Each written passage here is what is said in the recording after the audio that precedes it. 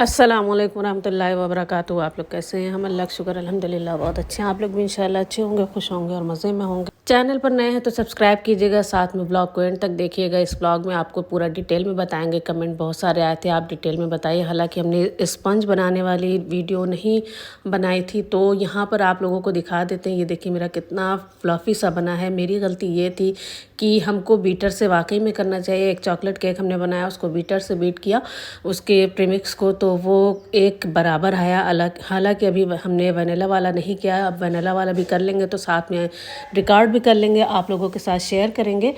तो पहले तो हमने ये 1 कप प्रीमिक्स लिया है, 1 कप से थोड़ा सा कम है, और इसमें जो है घोल बनाकर और हैंड विस्कर से जो है विस्क करके और उसके बाद जो है इसको ओवन में बेक किया है। और ये बिल्कुल वाइट सा निकला है। काफ़ी देर तक बेक नहीं करते हैं, थोड़ी देर करते हैं, बहुत ज़्यादा देर नहीं करते हैं। हालांकि ये पूरा हो जाता है, बहुत अच्छे से हो जाता है। गैस पे करते हैं तो मेरा ब्राउन ब्राउन हो जाता है, तो गैस पर अगर नहीं करते हैं तो ब्राउन नहीं होता है। बहुत सारे लोग कमेंट करते हैं कि आपका वाइट रहता है, ब्राउन नहीं होता, तो इसी वजह से मेरा ब्राउन नहीं होता है। जब गैस पर बेक करते हैं, कभी गैस पे भी बेक करके आप लोगों को बहुत बार दिखा चुके हैं। अगर किसी ने नहीं देखा है, मेरे चैनल पर आइए, मेरे ब्लॉग में बहुत सारे ब्लॉग ऐसे हैं केक बनाने वाले। दूसरे जैसे कि कमेंट आया था कि आप जो है पूरा हमको ठीक से बताइए, जो लोग नया स्टार्ट करना चाह रहे हैं केक बनाना, और उनको कैसे करना चाहिए, किस तरीके से करना चाहिए। तो हमने केक वाली वीडियो तकरीबन हमने बनाया है 60 वीडियो बनाई है। उन 60 वीडियो में मतलब हो सकता है हमने एक आध ऊपर नीचे हो केक की, हालांकि मान लीजिए 70 केक बनाया होगा, तो उन 70 केक में और अब तक के केक में आप लोग डिफरेंस देखेंगे। पहले स्टार्टिंग में कैसे बनाया, फिर उसके बाद कैसे बनाया, फिर हर चीज़ यहाँ जहाँ हम रहते हैं जौनपुर में, यहाँ पे हर चीज़ नहीं मिलती है। बहुत सारी चीज़ें हमको ऑनलाइन मंगवाना पड़ती है, तो अमेज़ॉन से ही हम मंगवाते हैं। बहुत कुछ लोगों ने हमें रिकमेंड किया था कि यहाँ से मंगवाइए, वहाँ से मंगवाइए। हालांकि हमने 1-2 बार ट्राई किया, लेकिन हमको पसंद नहीं आया। फ्लिपकार्ट से भी मंगवाया था तो वो भी बहुत अच्छा सामान नहीं आया था। अमेज़ॉन से जो मंगवाया वो सही आया था और परफेक्ट आया था। और यहाँ पर हमने 1 सेकेंड की भी फास्ट फॉरवर्डिंग नहीं लगाई है। तो आप लोग देख रहे हैं कि कितने धीरे धीरे करना है। एक तो सबसे ज़्यादा जो ज़रूरी चीज़ है वो पेशेंस की है। यानी कि केक बनाते वक्त आपके अंदर भर भर कर पेशेंस होना चाहिए। आप जो वीडियो देखते हैं इंस्टा पर या यूट्यूब पर या कहीं पर भी, आप जो वीडियो देखते हैं और सोचते हैं कि सीख के बनाएं, तो वो हर वीडियो कम से कम भी अगर कोई दिखाता है तो वो कम से कम 1.5 मिनट की या फिर आधे सेकंड की, 1.5 सेकंड की, या मतलब इस तरीके से कुछ ना कुछ फॉरवर्डिंग उसमें लगाए रहते हैं। कोई भी इतना फास्ट फॉरवर्ड नहीं कर सकता। हाँ, ये अलग बात है, किसी के हाथ में फिनिशिंग जल्दी आ जाती है, किसी के हाथ से फिनिशिंग जल्दी नहीं आती है। तो एक तो आपको थोड़ा सा टाइम इसमें लग सकता है, तो थोड़ी सी ये 19-20 का फ़र्क रहता है कि लोग जो है तेज़ कर लेते हैं थोड़ा सा।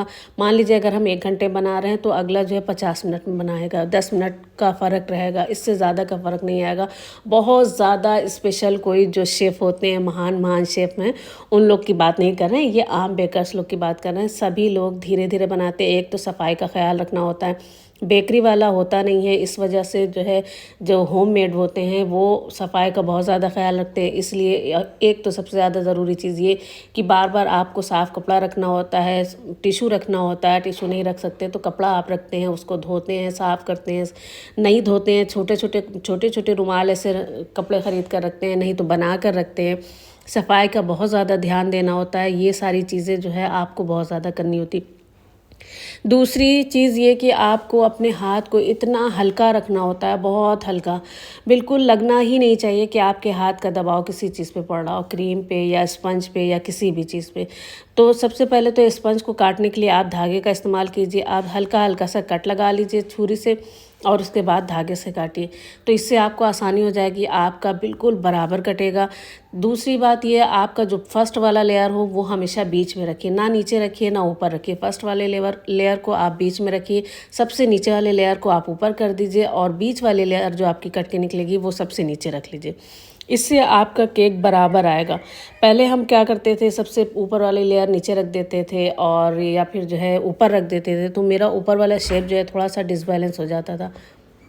तो ये सारी चीज़ छोटी छोटी चीज़ें हैं, तो इन सारी चीज़ों का ख्याल रखना। क्रीम आप जब बाहर निकालिए फ्रीज़र से, क्रीम आप बाहर निकाल कर उसको बहुत ज़्यादा देर बाहर नहीं रखिए, मुश्किल से आधा घंटा रखिए आप बाहर, फिर वो हल्की से पिघलना शुरू हो जाएगी, आधे घंटे से कम में ही पिघलना हो शुरू हो जाएगी। गर्मी इतनी सख्त है तो बहुत जल्दी पिघलने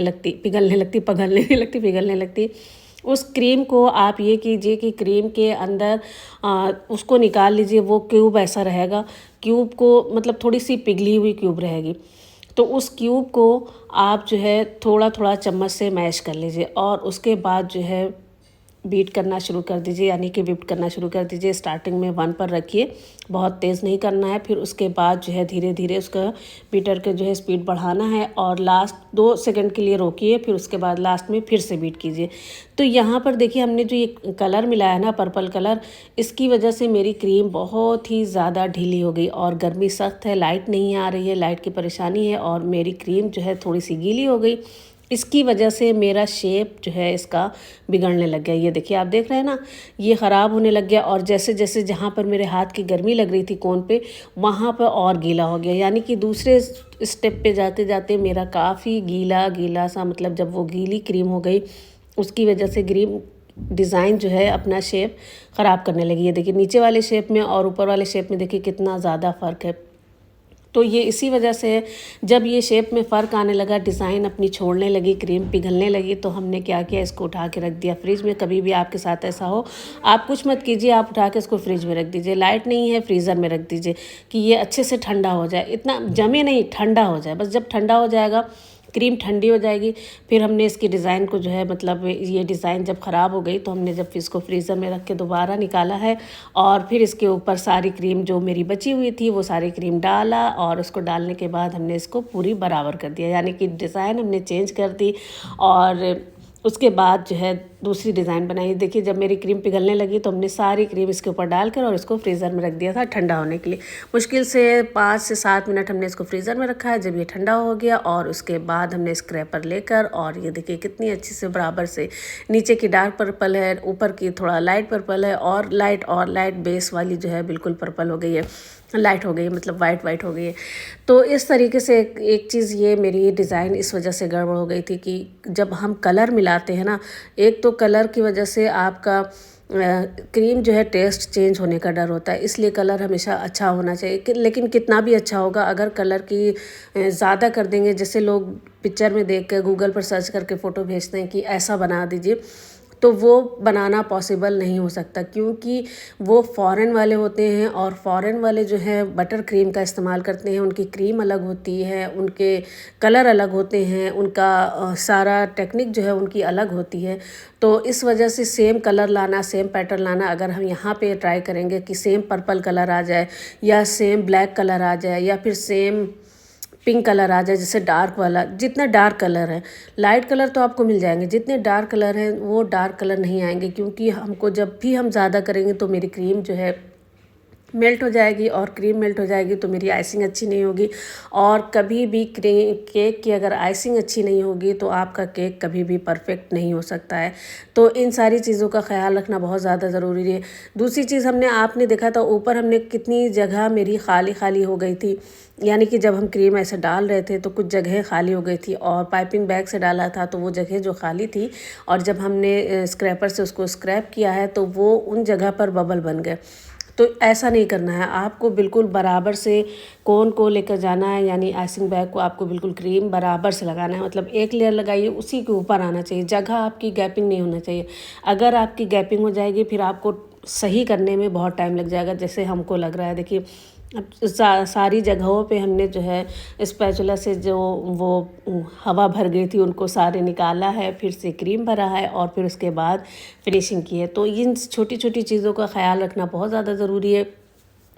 दूसरी चीज़ ये कि हमने भी एक दिन में नहीं सीख लिया है, बहुत सारी चीज़ हमने ख़रीदा, ट्राई किया, फिर उसके बाद ट्राई किया, फिर ट्राई किया, बहुत बार घर में ट्राई किया, कितनी बार घर में, मतलब लोग खाते खाते केक खाते खाते थक गए, इतने दिन तक हमने इसको ट्राई किया और फिर हमने देखिए इसको रख दिया फ्रिज में, ठंडा होकर जब निकला है तो इसको अपनी दूसरी सेट पे, मतलब बेस पे दूसरे पे सेट किया तो वो थोड़ा सा फिनिशिंग नहीं आई और यहाँ पर हम दूसरी डिज़ाइन बनाना चाह रहे थे लेकिन ये स्टार नोज़ल लग गया था, तो फिर हमने स्टार डाल दिया, यानी कि बेस में जो बॉर्डर हमने बनाया वो स्टार नोज़ल से स्टार बनाकर इसको भर दिया है। और डिज़ाइन हमने जो है इंस्टाग्राम पर देखी थी, उस डिज़ाइन का फ्लावर बनाया। आजकल ये डिज़ाइन बहुत ज़्यादा ट्रेंड में चल रही है, यानी कि छोटे छोटे फ्लावर, बिल्कुल बड़े बड़े फ्लावर नहीं हो, छोटे छोटे फ्लावर हो, फ्लैट वाले फ्लावर हो, या फिर नोज़ल से बने हुए फ्लावर भी फ्लैट वाले हों।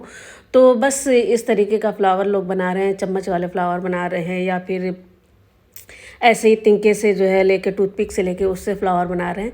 तो आप लोग ज़रूर से कमेंट कीजिएगा कि आप लोगों को ये डिज़ाइन मेरी कैसी लगी है। और साथ में और भी जो कुछ भी पूछना होगा वो कमेंट करके पूछ लीजिएगा, हम कोशिश करेंगे। टाइम असल में बहुत ज़्यादा कम मिलता है, स्कूल की वजह से टाइम बहुत कम होता है। जब ऑर्डर आते हैं तो जल्दी जल्दी फटाफट सोचते हैं बस शॉर्ट्स वाली अपलोड कर लें और आप लोगों के साथ शेयर कर लें, क्योंकि अगर 2 कैमरा हो तो दोनों कैमरा हम एक साथ लगा दें तो आसानी रहेगी, दोनों वीडियो आपको मिल जाए। अगर हम शॉर्ट्स बनाते हैं तो आपको व्लॉग नहीं मिल सकता, अगर हम व्लॉग बनाते हैं तो शॉर्ट्स नहीं मिल सकता, तो इस वजह से थोड़ी सी दिक्कत होती है। ये हमने यहाँ से शॉर्ट्स में बनाई है, इस वजह से आपको हाफ ऑफ दिख रहा होगा, यानी कि शॉर्ट्स को व्लॉग में बनाने में फिर हमको वो आधा बेस जो है काटना पड़ता है, मेन आपको दिखाना पड़ता है। तो पहले एक भाग आप लोगों को दिखाया, फिर दूसरा भाग दिखाया, तो ये बहुत सोचने समझने के बाद काफ़ी देर आपने देखा होगा कि हम नोज़ल्स हाथ में लेके इधर उधर कर रहे थे कि कैसे बनाए। फिर फाइनली जो है हमने सोचा कि इस तरीके से बनाते हैं और ऐसी डिज़ाइन लगाते हैं और देखते हैं कि कैसी लगती है, ट्राई भी करते हैं, साथ में आप लोगों के साथ शेयर भी करते हैं। उसके बाद थोड़ा सा येलो कलर आइसिंग बैग में हमने लेकर और क्रीम डालकर उसी में जो है फ्लावर के बीच में लगा दिया। और ग्रे कलर का, सिल्वर कलर का जो है स्प्रे हमने मंगवा के रखा हुआ है, गोल्डन कलर का स्प्रे मंगवा के रखा हुआ है, और ग्रीन है, रेड है और एक और कलर है। ये 3-4 कलर के हमने स्प्रे मंगवा के रखे हुए हैं। तो सिल्वर और गोल्डन तो फिनिशिंग के लिए, जब ये केक तैयार हो जाता है तो सिल्वर कलर डाल देने से जो चमक आ जाती है, जो फिनिशिंग आ जाती है, आप लोगों को लगता होगा कि ये चमक किस तरीके से आ रही है, तो वो सिल्वर कलर का जो है स्प्रे जो मंगवा के रखा हुआ है उसकी वजह से आ जाती है। अगर आपका पीला है या फिर थोड़ा सा स्किन टाइप का है या फिर कुछ ऐसे मिलता जुलता है तो आप उसी से गोल्डन स्प्रे से आप स्प्रे कर दीजिए। या फिर आपका दूसरे कलर का है पीले के अलावा, जैसे ये सारे कलर हैं, पिंक है, वाइट है, या फिर ऐसा है, तो ये सारे इसमें जो है आपको सिल्वर स्प्रे जो है आप करिए और उसकी वजह से इसमें चमक आ जाएगी और देखने में भी अच्छा लगेगा। और यहाँ पर ये हम नई डिज़ाइन ट्राई कर रहे हैं और इस डिज़ाइन को ट्राई करने में कई बार मेरा ये जो है ना टूटा है, नोज़ल्स का इस आइसिंग जो है टूटी है कई जगह पे, फिर हमने उसको जोड़ा है लेकिन वो ठीक से नहीं हो पाई है। लेकिन फिर भी ओवरऑल जो है बनकर जो तैयार हुआ था वो काफ़ी अच्छा लग रहा था देखने में। और टेस्ट में तो आप लोगों को पता ही है, जिन्होंने ट्राई किया है उनको बहुत अच्छे से पता है कि टेस्ट में बहुत ही ज़्यादा बेस्ट होता है, कोई चीज़ की कमी नहीं होती। हाँ, डिज़ाइन में वैसी डिज़ाइन नहीं हो पाती, कहीं कभी ऊपर नीचे हो जाता है, कहीं पे कुछ गलती हो जाती है, कहीं कुछ गलती हो जाती है, लेकिन ओवरऑल ऐसा रहता है कि देखने में अच्छा लगता है, ऐसा नहीं लगता कि आपको देखने में बुरा लगे। और टेस्ट में तो बहुत ही बढ़िया रहता है, तो ज़रूर से मंगवाइए और ट्राई कीजिए। तो ये वाला जो बेस, ये वाला जो केक बनाया है, ये हमने 170 का, इसकी प्राइस 170 रखी हुई है। ये ग्राम में हम आपको बता दे रहे हैं 458 ग्राम का होता है। 58 ग्राम से कम भी हो सकता है, यानी कि 400 से ऊपर रहेगा, 400 से कम नहीं रहेगा। और ये हमने जब फ्रिज में रखा था ठंडा होने के लिए ना, वो पीछे से एक भगोना रखे हुए थे दही का, उसमें छुल के और वो थोड़ी सी मेरी डिज़ाइन ख़राब हो गई थी। तो खैर काफ़ी ज़्यादा डिटेल में आप लोगों को बता दिया है और काफ़ी ज़्यादा लंबा चौड़ा ब्लॉग हो गया और हम बहुत ज़्यादा बोलते बोलते जो है आप लोगों को लग ही रहा होगा कि मेरी सांस अब थोड़ी सी वो हो गई है ऊपर नीचे। तो खैर यहीं पर अब हम कर लेते हैं एंड। आप लोग ज़रूर से कमेंट कीजिएगा, ज़रूर से बताइएगा कि आप लोगों को व्लॉग कैसा लगा। साथ में ये भी बताइएगा कि और क्या चीज़ आप लोगों को चाहिए जो हम बताना भूल गए हैं वो बता दें। और उसके अलावा केक की डिज़ाइन कैसी लगी और प्राइस कैसा लगा ये भी बताइएगा। और किसी को अगर चाहिए हो तो वो ज़रूर से कमेंट करे या फिर मैसेज करे, या फिर जो उसको तरीका हो उसके पास, वो अपना कर सकता है। वनीला पाइनएप्पल फ्लेवर का रहेगा केक और 400 ग्राम से ऊपर रहेगा, 170 का रहेगा, इससे ज़्यादा का नहीं रहेगा। डिज़ाइन भी जो है अगर आप चाहेंगे तो आपकी डिज़ाइन का कर देंगे, लेकिन फ्लेवर और ये सारी चीज़ जो है मेरी मतलब की रहेगी। फ्लेवर मतलब वनीला ही, पाइनएप्पल ही रहेगा। तो बस यहीं पर कर लेते हैं एंड, और इंशाल्लाह ताला आप लोगों से मिलते हैं कल। तब तक के लिए अल्लाह हाफिज़, अपना बहुत सारा ख्याल रखिएगा।